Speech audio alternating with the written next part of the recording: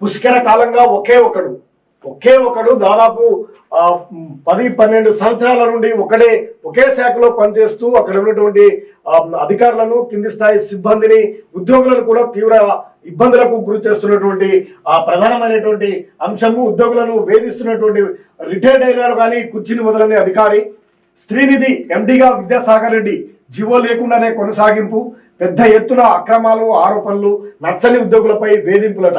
ఇక రిటైర్డ్ అయినాడు కానీ కుర్చీని వదలకుండా ఆయన అక్కడే పుస్తకాలం ఉండి అనేక అక్రమాలకు పాల్పడుతున్నటువంటి విషయాన్ని పసిగట్టింది. అనేకమైనటువంటి ఆరోపణలు ఉన్నటువంటి ఆయనని ఎవరు కూడా మార్చని పరిస్థితి. దానికి సంబంధించినటువంటి వార్తను చూద్దాం. పుష్కర కాలంగా ఒకే ఒక్కడు అదే శాఖలో పనిచేస్తున్నాడు. రిటైర్డ్ అయినా కుర్చీని వదలడం లేదు. పైగా జీవో లేకుండానే ఉద్యోగిగా కొనసాగుతున్నారు. ఆయనపై పెద్ద ఎత్తున అక్రమాలు, ఆరోపణలు వస్తున్నాయి. పైగా తనకు నచ్చని ఉద్యోగులను వేధింపులకు గురి చేస్తున్నట్లు తెలుస్తుంది. అతనే Srinidhi credit cooperative federation MD Vidyasagar Reddy. Srinidhi credit cooperative operation లో 12 ఏళ్లుగా ఒకే అధికారి ఏకఛత్రాధిపత్యం కొనసాగిస్తున్నాడు.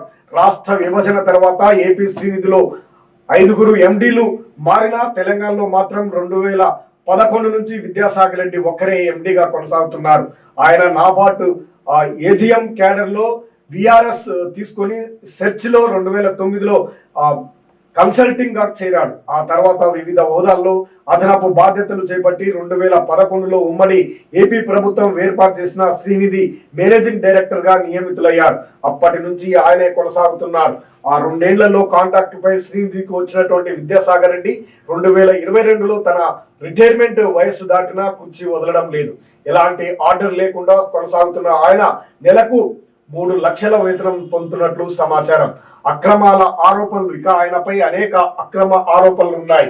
ఎండి విద్యాసాగర్ రెడ్డి హయాంలో శ్రీనిధి క్రెడిట్ కోఆపరేటివ్ ఫెడరేషన్ భారీగా అక్రమాలకు చోటు చేసుకున్నాయనే ఆరోపణలు కూడా వస్తున్నాయి. నిబంధనల ప్రకారం 328 కోట్ల టర్నోవర్ దాటినటువంటి ప్రభుత్వ సంస్థలు ఐఏఎస్ స్థాయి అధికారి పర్యవేక్షణలో ఉండాలి. కానీ 5,400 కోట్ల టర్నోవర్ ఉన్నటువంటి శ్రీనిధికి ఎండిగా రిటైర్డ్ అధికారిని కొనసాగించడంపై అనుమానాలు వ్యక్తమవుతున్నాయి. అంతేకాకుండా శ్రీనిధి సహకార సంఘాన్ని రిజిస్ట్రేషన్ కూడా చేయకుండా కొనసాగిస్తున్నారనే ఆరోపణలు కూడా ఉన్నాయి. నిధులన్నీ పాలకుర్తికే. గత ప్రభుత్వం మాజీ మంత్రి ఎర్రబెల్లి దయాకర్ రావు ప్రాతినిధ్యం వహించినటువంటి పాలకుర్తి నియోజకవర్గానికే సిఎస్ఆర్ నిధులను పెద్ద ఎత్తున కేటాయించడాన్ని ఆరోపణలున్నాయి. తన పదవిని కొనసాగించినందుకు ఈ కేటాయింపులు జరిగినట్లు తెలుస్తుంది. దీనిపై పూర్తి స్థాయిలో విచారణ చేస్తే అసలు బండారం బయటపడుతుందనే అభిప్రాయం వ్యక్తమవుతుంది.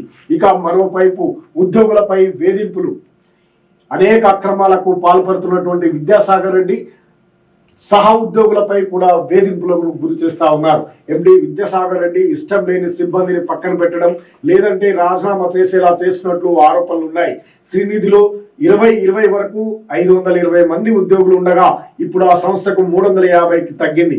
ఈ 170 మంది చాలా మంది ఎండి వేధింపులు తట్టుకోలేకనే రిజైన్ చేసినట్లు తెలుస్తుంది.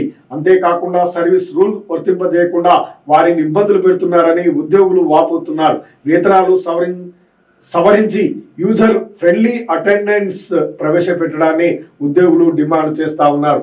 ఇక అనేక అక్రమాలకు పాల్పడుతున్నటువంటి పుష్కర కాలంగా ఒక్కడే ఉన్నటువంటి రిటైర్డ్ అయిన కుర్చీ వదలని అధికారిపై చర్యలు తీసుకోవాలని ప్రజలు, ప్రజా సంఘాలు డిమాండ్ చేస్తున్నాయి.